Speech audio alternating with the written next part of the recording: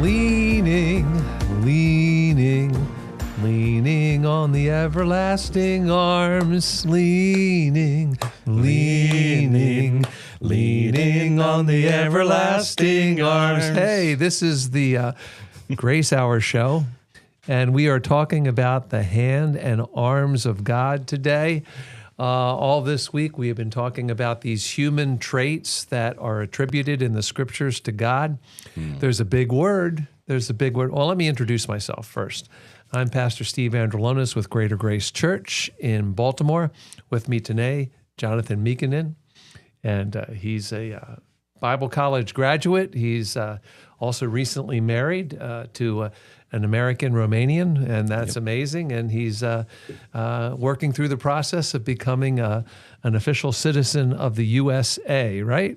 I guess that's going to happen at some point, right? That's the plan. And the Lord determines the steps. That's right. That's good. And we are talking today about, like I said, that's why we started with that song, Leaning on the Everlasting Arms. Actually, Sunday night service, the worship team did open our service with that song. So it's a good one to talk about. Okay, so now I'll get to this big word, anthropomorphism. You could say it to yourself as you're listening, watching us on YouTube or Facebook Live, wherever you are. This podcast dives into these kinds of things from the scriptures, so we're going to talk about this. Anthropomorphism is the attribution of human traits, emotions, intentions, or behaviors to sometimes animals. You watch, if you watch Bugs Bunny or any kind of cartoons, the newer cartoons, you know that animals are given. I think there's a new movie out called The Sheep Detective that my granddaughter saw, and she said it was so interesting. A flock of sheep has to solve a murder case involving their shepherd. So that's anthropomorphism, sheep talking and everything like that. Of course, we know that in the garden a serpent talked, and we know from C.S. Lewis's fantasies that animals could have talked at some point in time. But anyway, anthropomorphism is human traits, and human traits God uses, and this idea of hands and arms is our assignment today, Jonathan. And we're talking about that, and we were made in the image of God, and I think these things, attributing our physical characteristics to God, helps us understand who He is and the way that He moves and lives with us. So what say you? I'm amazed that God is so personal that He wants us to understand His character and who He is. Like He created man His own image, so each part of the body, soul, spirit is an expression of God, made in His image. So there's an imprint, and like we were talking about the hands and the arms, like when I was first thinking about it, it's like what are they representing? So and the first word was an action. So the hands are kind of the conduit of my will and my mind. Like if I want to do something, if I have a thought that I need to grab on things, the arm will follow it and execute it. So I was thinking and then God, about the God, His hand is all over. Like it's mentioned over and over in the Bible in a different meanings, and when it comes to God, I was thinking about His attribute of sovereignty. Like He does what He wills, no matter when. Like if he has a plan, if He has an intention, and He has all the authority, all the power doing it. Yeah. I mean, I think that's the way you want to look at these kinds of things. The idea, the arm and the hand of the Lord. When we talk about the voice of God and the Word, He said, "Let there be light," and the Word. We see Genesis 1. He spoke things into being until He got to this place where He was making people. And then it says he formed man out of the dust of the ground. I think that's the first idea that God actually got his hands in the dirt. He made the dirt of the earth, and the dirt of the earth was at that point a wreck and a ruin. It was in chaos, and there's a big discussion about when that happened, how that happened, but I think it is definitely connected to the rebellion of Lucifer in the angelic realm and what the earth became. But God still reached into it and decided to form something in his image from it. So I think that's the first sort of indication in our Bibles that of God reaching literally, physically into our earth and doing something with it. What do you think about that? Wow. Yeah, I like how you say it, like he forms, he reached out into the world that he created and then formed out of that something that represents himself. And later on, like this creation fell, and I just can't help thinking of like how God had plan of showing his grace and mercy and redemption through the man, and like different characteristic, and like, but when it comes to like his hand, something that's completely formless, or like seemingly formless, seemingly unimportant, he took his hands and formed something that has never been expressed before. Yeah. And here's a man. Yeah. It was the process of creation that we read about. It's like it goes through these days, and then there it is. This being, us, is like, let's see who made. It's actually, I think it's 2 Corinthians, he's talking about us in clay jars, the treasure in clay jars, 4:7, 2 Corinthians 4:7.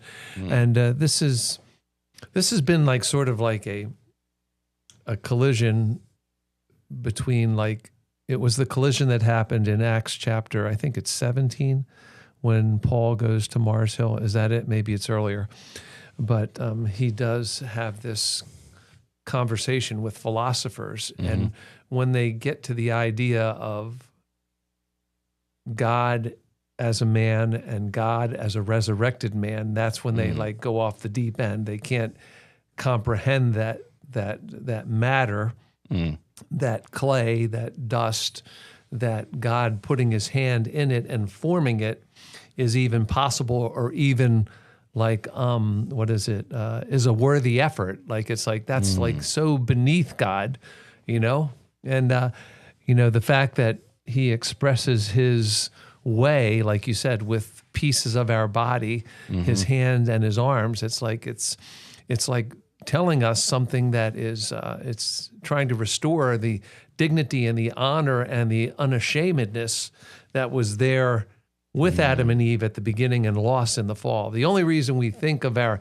hands and our arms as evil things that need to be set aside is because of the fall of man and the decision he made to try and gain the breadth of information that he can't contain, which is what the tree of knowledge of good and evil, I believe, represents. It's like, you don't need to know it all. Right. If you know God, you don't need to know it all. Correct? It's correct. And then I'm thinking about after the fall, man has to labor with his hands, and like then the first the hands have also committed the first murder. That's true. And so they are the agents, or like what is in your heart. Like actions happen there, and I mean it's a very polluted image at this point of like what the hands are supposed to do.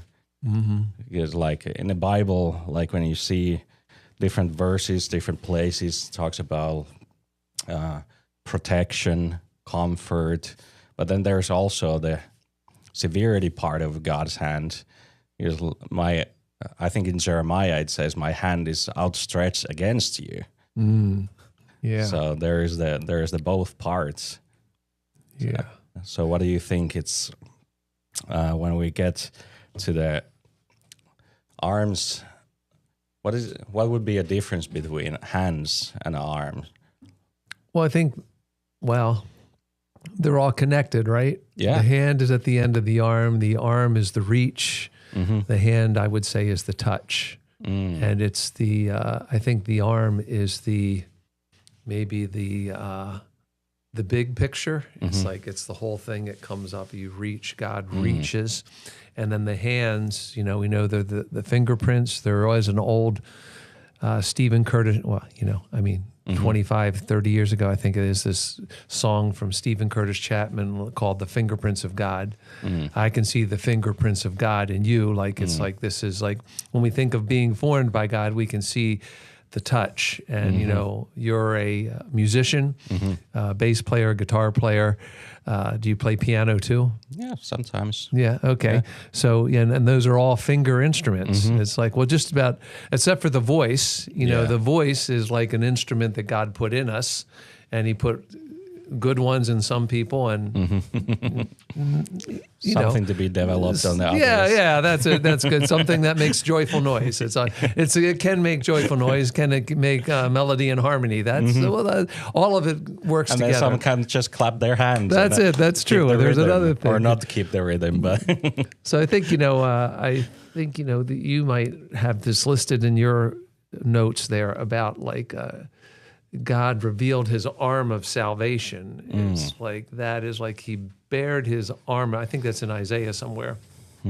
The arm of salvation was something, and I think that's the reach. We without if the hands were just attached to our shoulders, and there is like I guess that there's that evangelist or the speaker, Nick. Have you ever seen him? Yes. Begins with a V, and I think he has hands or something kind of. He had a birth defects, and so he doesn't have any legs, and then he has these hands that are just close to his. So he doesn't have very much reach, but he's married. He has children. He's a speaker. He's he hasn't allowed his whatever it is the shape of his body to determine his ministry. But I think when God says his arms, we know that. There was a song here written by Josh Sleva, who went home to be with the Lord, I think 20, 30, 25 years ago, son of Pastor Tom Sleva. But he wrote a really great song called With His Arms Wide Open. And it's like, so we know the reach of God, and, let's do something anamorphic, if we can, which is like when Jesus said, in I think it's Luke 19, I wanted to come and gather the people of Jerusalem under, like a hen gathers under the wings. Like, so this is like these images that God puts in front of us, like they're very, there's something that we can get our hands on. We can hold, we could hold a hen if we wanted to. It might not stay with us very long, but we can hold a hen. Yes. And, and God, like gathering a hen, gathering something under his wings. All of these pictures are designed to give us I think in philosophy and the argument with Paul there, in philosophy and other religions, there's like a detachment from the physical, the material, but God made the material world good, and we are the representatives of that. So as clay jars filled with himself. So. Yeah, I was reading this morning Isaiah 59:1 that says, "Behold, the Lord's hand is not shortened, that it cannot save." And I believe God asked this rhetorical question in the Numbers when they are murmuring about, like, why did you lead us out of Egypt? Why did we come here? And then Moses inquires the Lord, and Lord answers, like, do you think my hand is shortened? Yeah. Like you just witnessed, and it talked about also, I think in Psalms, that by his arm he delivered Israel from Egypt. Yeah, with a mighty arm, he led With a them mighty out, arm. brought them out. Yeah. So he's asking, like, is this same arm suddenly shortened? Yeah. Like, am I not able to reach to you? Like, do you think that I have taken my arm off from you after taking you out from the Egypt? Yeah. Yeah, I think, when you're talking about the arm, I think the arm, we all know what a muscular arm looks like. We have seen it. Men like to demonstrate it. I guess women do too. There's competitions, bodybuilding competitions. And, why would we, like one of the questions, the guide questions that were provided for us, like, why is it that we would see this image of God and like take comfort and security in it, in his arm and then in his hands? I would say God's, when you're thinking about arms, there's a strength. But then there's also, in the hands, there can be a tenderness, there can be a comfort. Like you are able to lift somebody up, you are able to comfort, put a hand on somebody, and you are able to tenderly touch, or you can lift up, or you can defend somebody with your arms. They can work as a weapons. They can hold on many things. So I would say God, in a God's arms, like if you think about it, simultaneously we're talking about God, creator of all, is simultaneously the most powerful and the most tender force in existence are his arms. And I was thinking about where is it? It's in Isaiah 40, I believe. It talks about God as a shepherd and carrying the lambs. Yeah. And like he's not dragging That's the lamb. true. No. Like he's carrying, like he's gently carrying the weak. There's a posture, kind of like a total support. It's around his neck. It's on his shoulders. It's like these are body pictures that are, bodily image pictures that tell us something.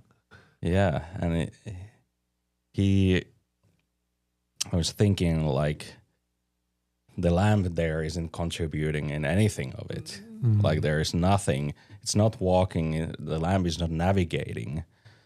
His lamb in this picture is entirely dependent on the shepherd and carrying the lamb. And maybe it's a good picture of a comfort. Like some might hear and read this and think about it. It's like, that's a terrifying place to be. Like I have no control over it. But the question is like, where does it come? Like, where do you find this comfort and security? Like, do you know the shepherd? Yeah. Do you know his character? Like, do you know, okay, you know that he's all powerful and almighty, but do you know he's also love? And do you know that he is capable of anything, but yet because of his love, he's not choosing to pour the wrath or judgment to those that he loves. Yeah, I like the shepherd. That brings me to, I think, maybe when we think about the security of the hand of God, the great passage to me is the passage in John 10:27. You said my sheep hear my voice. Yes. And I know them and they follow me.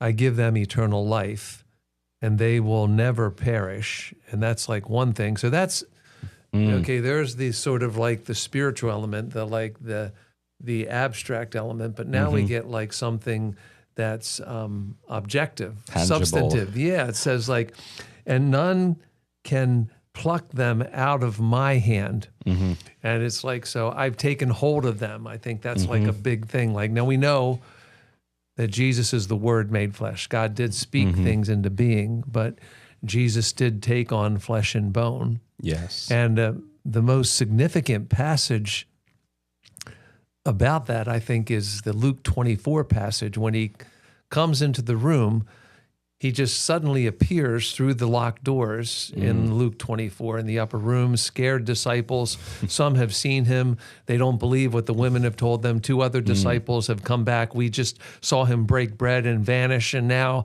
Jesus said, reach out and handle me. It's like, so we know that happened. Jesus said that none can pluck them. So the disciples, John especially, who used to lean on Jesus's chest so he could get all the details of life that Jesus was talking about, he certainly touched the hand of Jesus. Peter, we know when he was sinking, Jesus reached out his literal, very, very human hand and pulled him to safety when his faith was small. So we know this picture, that hand of Jesus. And then Jesus takes it even further, 29 of John 10, the Father gave the sheep to me, and he is greater than all, and no one is able to snatch them out of my Father's hands. I and the Father are one. This is this is a big theological complexity here, right. but it's like really comforting. The sheep know his voice. Once God gets a hold of them, once Jesus gets a hold of them, they can't come out of his hand. And because they're in Jesus' hand, they are also in the Father's hand, because he and the Father are one. It's it's very interesting. And it talks about the eternal security first and foremost. Exactly. But then there's also, it gives a great comfort. Like the security is not in gripping your hands. Yeah, like you're not gripping God in that picture. Yeah. But God has a grip on you. Yeah. Jesus is gripping you, and then Father's hands. So there's I think there's many Christians living in an anxiety. Yes. Because they are measuring their own hold on faith. That's right. Their own hold. They are the measure that how I can grab God. But here's another picture, like with the Isaiah. He has a hold on you. He has a grab on you. That's right. And it's not about how I feel, but it's a positional truth. It's a positional reality. Yeah. And that's an enclosed position. I mean, I think it's like a double. It seems like to me like a double meaning. You know, like a double protection. Like you, not only can no one pluck you out of Jesus's hand, but there's the Father's hand too. Now, there's like very interesting. I noticed this one time when I was reading this passage on the virtuous woman. You get to a place where it says, in the King James, it says that she is not afraid for her household when it snows, for all in her household are covered in scarlet. But then in the other translation, it means she's not afraid of her household, for in all of her household are doubly clothed. It's like the scarlet robe is the robe wrapped around your other garment or something like that. And I didn't, you read that and you wonder what scarlet means, and we could say like what that means. Maybe it's like a high, it was like something scarlet probably had to be dyed red, and to dye something red probably was a very expensive kind of process. But I think when I read it in like this other version, the standard version, Christian Standard Version, it says that all of her household is doubly clothed. And I think all of when I look at these verses in John 10, all of the household of God is doubly held by him and the Father. And we can't, he can't let us go, right? Yeah. Wow. That's so good. Wow. Doubly clothed. Like there's amazing security and comfort. Like in a garden, like man realized like I'm naked. Like there's no covering. There's not. So he hid himself, and then God. I'm thinking about it like he's talking to like a child that is behind a curtain, and he sees the feet, and then God kind of goes around like, where are you?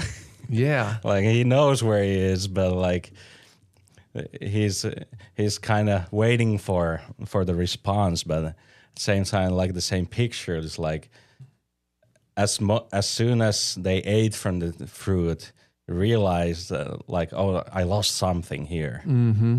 Like it wasn't like they ate on the fruit of the knowledge of good and evil, and suddenly their clothes flew off. Mm-hmm. Like it says they were naked and not ashamed. Yeah. Yeah. But then when the sin entered, they realized like, oh, I'm uncovered here. Yeah. Yeah. And I think, you mentioned it earlier that there was like hands commit murder. The hands took the fruit and everything like that. We know that these hands were made to cultivate the garden, yes, to dress and keep it, but now they are, because of their rebellion, there's this potential to do harm with the hands, and that's a thing. Like, working with his hands was not the issue, but now it's going to be sweaty. And now the soil is going to it's going to be produce hard. thorns and thistles, which can which tear up your hands. If you do any kind of yard work and you're pulling like kind of weeds out of there, you get little things stuck in you, and sometimes you can miss one, and a week later you see like a little red spot or like either like a little infection like little thing there, like you have to you can get a splint, you miss a splinter, and it's going to remind you that it's there at some point. Right. So that's the kind of thing, like that. Our hands, we can look at our hands and see like what they were meant for. Now, another one of our questions is like some people fear the hand. Now, there's a famous Great Awakening sermon in America from the 1600s. That's Jonathan Edwards. He preached this sermon called, actually 1700s, I'm sorry, Great Awakening sermon just before the American Revolution 250 some years ago. But during this awakening period, he preached this sermon that became pretty famous and pretty misrepresented in my mind, because it's called Sinners in the Hands of an Angry God. And it's like, you said you went to a baseball game. You went to watch the Orioles on Saturday. They actually won a very nice game last night. They beat the first place team with a late home run and stuff like that. But you went and saw like a very sort of dull performance from the home team. But when you think of like sinners in the hands of an angry God, I think of the picture. God is just ready. You read the title of that sermon and you think that he's like just waiting to throw people into hell. But the misrepresentation is that, God is not angry with the sinner, and he is angry with the thing that led them into sin, which is Satan. And the angriness of God is not towards the sinner. His goal is to seek and to save the lost. But it's just the title of the sermon, and the way that it's been. I challenge anyone to listen to that sermon. Like you can get it read to you somewhere if you don't want to read it on the page. But you can see that God is not willing that any man should perish, but that all should come to repentance. So that's the it's the come into the courts.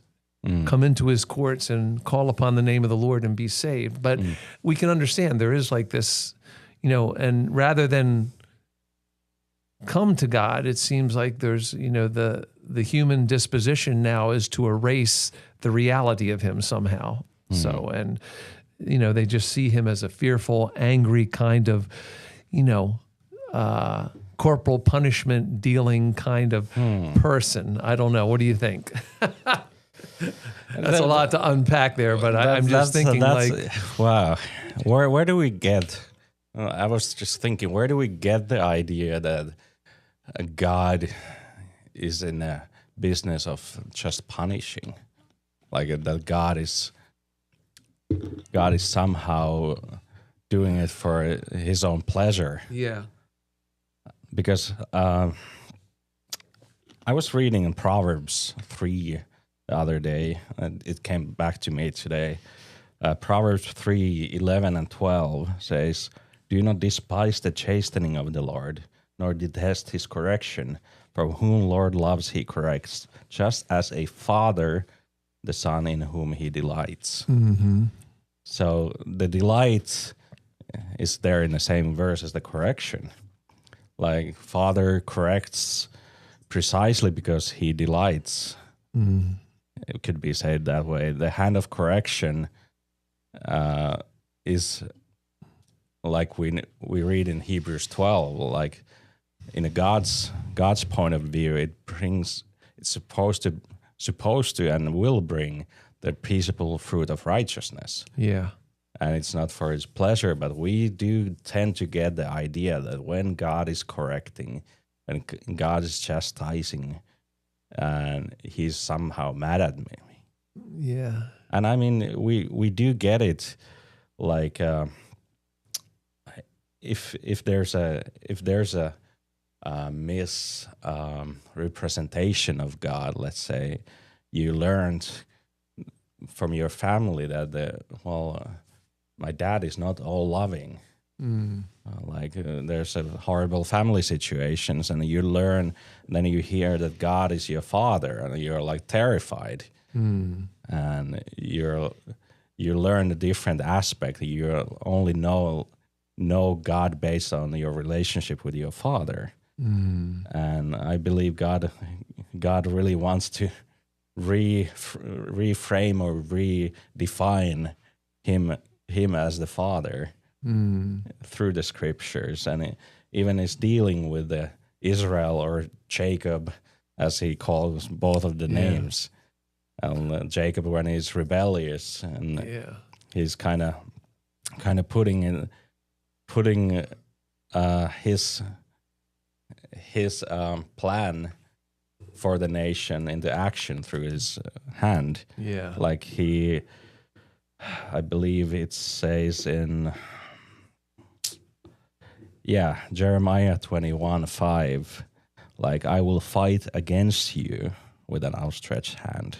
It's the same hand. Yeah. But instead of for, it's against. Yeah.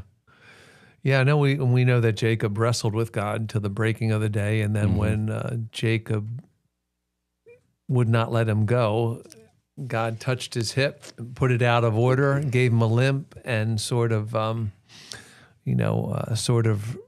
left Jacob dependent on God. That was like the correction there, the wrestling with God, which is like, I think this is, people fear the hand of God because men's hands have been used in abuse in many ways. And striking people is one of those things. Cain's, one of the earliest human beings struck down his brother because of his religious comparison that was going on there. And so we know, and that's a matter of the heart, the deceptive heart, the deceitful heart, the angry heart, the raging heart tries to do that. We apply those things to God. And he does stretch out his hand to discipline. Yes. And I think a better picture would be like when he talks about the vine and he prunes the vine. I'm thinking when I've watched a gardener prune some things and to get close to the tree, and sometimes there's a very firm grasp on that, and then there's a, getting as close to the trunk or to snip off the dead branch. It's like a very, when God administers his correction, it's always done for the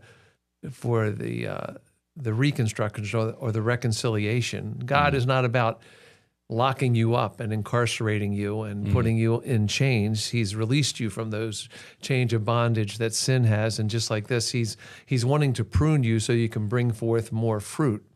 And the fact that I think it's just a perception that, yes, there have been places where God has allowed his wrath to go. And I think that's a misrepresentation of wrath in people's minds too, because wrath is not like an outburst of anger, a fit Like of anger, yeah. a very emotional reaction. Now, of course, God has emotions. He's angry with the sinners every day, but then it also says in Ezekiel, he takes no pleasure in the death of the wicked. So it's, I always see wrath as like the circumstances for ignoring truth. Like you read all those things, like in Leviticus, reading through Leviticus in my Bible reading, and you see all these little things. You don't eat this, and then if you have leprosy, do this, and if you if you have human relations a certain way, outside of the order of humanity and creation, and you do something with an animal and everything. It says the animal and the man or the woman should be, because these kinds of things can bring wrath, which is consequences of violating the order. Like I always like to use the example of the Bay Bridge. The Bay Bridge, if you've ever gone across it, has like this big hook when you're going from the west to the east side. And it's like, and why is that? Well, the thing is they wanted to create a right angle for the depth of the channel so the bridges can go under the towers there. But to do that, they had to do this. Now, suppose they had tried to do it another way and just say, no, we just want it to go straight, to be very aesthetically pleasing, and just totally violate the order of making a right angle and not make that giant curve. That curve, to me, is like a terrifying thing to drive on, but you do it, if you have to. But like the law of physics and everything like that could not be violated. And if they violated that order, that channel would not be receptive to the size of the ships there. So, I like that, violating the order. Yeah, like that's where the consequences and the wrath, so to say, comes. And like we're talking about, do we fear the hand of logo? So where does the fear? Like it can be a like terror, fear, or it can be a reverence, because you know that the hand is capable of doing like there's an authority, there's a power, there's all the rights of doing, but then he's withholding it. Yeah. And like there's a reverence. It's like, okay, I'm in the hands of it's a fearful thing to be in the hands of the Almighty God. Yeah. You have a great respect for the hand that made you, the hand that upholds everything. He got the whole world in his hand. Yeah. So he can do whatever he pleases with it. Yeah. And so there's a reverence for it. But then you also know the character of the mind and the heart that the hand is connected to. Yeah. And I think that is the key there, like which kind of fear there is. Mm-hmm. And I think most of people are only on the side of it where it's like, well, it can crush me any given moment, and I gotta try to work my angle and preserve and do good things and build my reputation before God so he doesn't crush me. Yeah. I think a great verse in Psalm 119, it says that the earth is full of the mercy of the Lord, which means that, if God allowed the consequences of if God just said, okay, I take my hands off, my arm, I'm going to let my arm be short, and I'm just going to allow the whole world to manage itself, men and women. And, if there wasn't mercy, which means that, God isn't constantly giving people what they deserve. He's actually showing mercy. He's showing restraint. Yes. He's allowing, when it came to the promised land and those tribes, those people groups that were there, that God told the 12 tribes to really execute and get rid of, because he said their iniquity hasn't reached its tipping point yet. It wasn't. It's not the full measure of the iniquity hasn't expressed itself, which is a scary thing. Like, God, you could just do this, and it's like, but there's this capacity that He gave. He formed us. He breathed into us.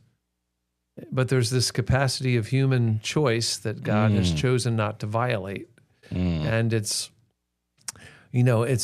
something that people wrestle with, because we just say, "Why did God allow this?" And it's like, well, I don't.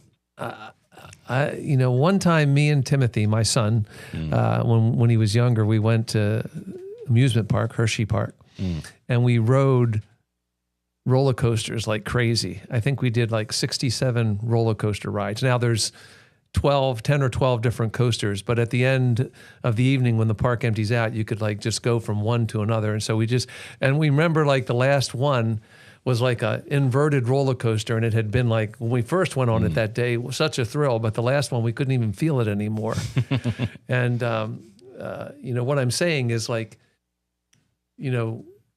God is not like, He did not gave us human volitions. He didn't like just want like humans just doing things for He wanted humans to choose to live for Him, instead of like just programming us just to, hey God, hey, just not praise from a thankful heart, but just praise because it's just the way we do it.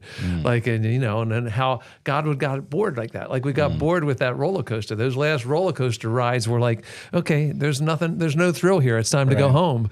It's like 67 rides later. It's like the first couple were like, whoa, take our breath away. Now nothing, so I think like, God created, who are we? Like read Elihu's passages 32 to 37 in Job, and you'll get an explanation. God does as He pleases. He did as He pleases, and it's a big thing. So this last question here, practically in our lives, what does the arm of the Lord represent, Jonathan?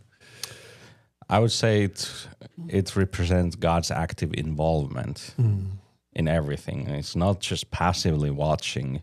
It's not like some theology, that's the whole principles, like God has taken His hands off, and like, okay, you have free will and you do everything, and just here, and you do what you do, and then I'll be judging after you die. Yeah, yeah. But He's he whom He loves, He chastises, and I love that because He talks about the sonship.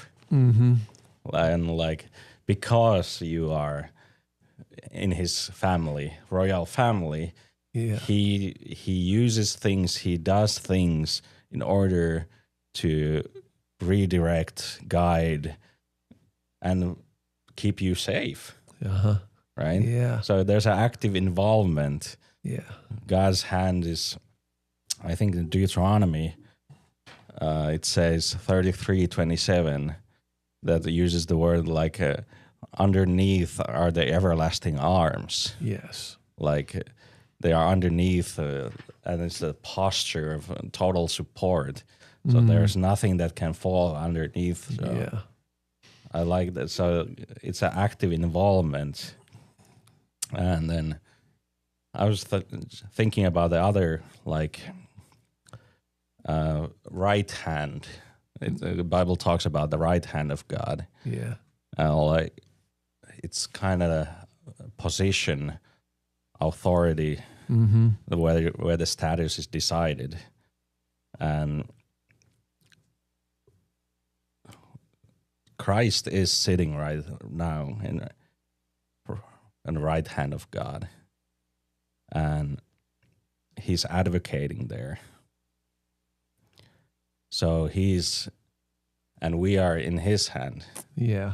And in the Father's hand. Yeah. It's the position being in a God's hand gives a tremendous security and tremendous relief. Yeah. And comfort. Yeah. And just knowing that, that He reached into our world. Yeah. Totally. And the fact that the hands of Jesus are there. And I think like when John expresses it, saying that we will see him as a lamb who was slain, the scars of his hand that he gave willingly to the cross. That's like another thing. We'll have a constant reminder of what it cost God to redeem us and to reconcile us to himself. Well, I think that's our time today, Jonathan. I appreciate you being here with me. And I think take comfort. I think that's the one thing we want to say is like God reaches to us. And right? God's arm is never shortened. Yeah. And that's a great way to look at it and a great way to think, and like maybe it changes prayer life. Yeah. Thinking about, okay, your hand is never shortened. Yeah. It's always there. So yeah. Our hands are folded in prayer or lifted in prayer, but God is reaching to us in prayer. Yeah. It's amazing. Well, that's the Grace Hour show for today. For Jonathan Mikkonen, I'm Steve Andrulonis, and our engineer today on the technology side is Jehu Vandiver. And we always like to mention him. It's a big part of the whole show. The cameras, all the stuff. Thanks, Jehu. Thank you all for being subscribers to our program. If you haven't subscribed, you can do so. YouTube, Apple Podcasts, Google Podcasts, Spotify, other places. We're so thankful. Leave us a good review. Let us know. 5-star rating. That's good. That helps us. And have a great Tuesday, everyone. God bless.